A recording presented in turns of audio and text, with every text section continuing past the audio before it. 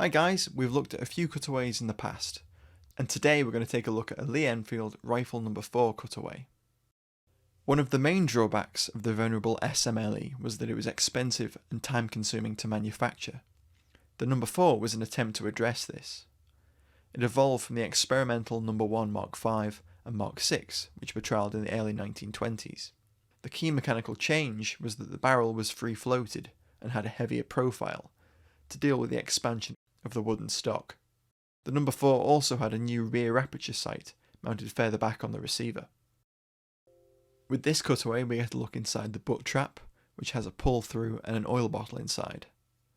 Then as we move towards the action, we can see the rifle's trigger, sear spring and magazine catch. If we look closely we can also see the bolt head catch. The magazine has also been cut away, with the magazine follower spring just visible. This cutaway has had all the wood around its receiver removed, so we can see the magazine housing plate and the point where the retaining screw attaches to the trunnion. As we move along, we can get a look inside the chamber, where the profile of the .303 cartridge is easy to see. And we can also see the barrel's rifling.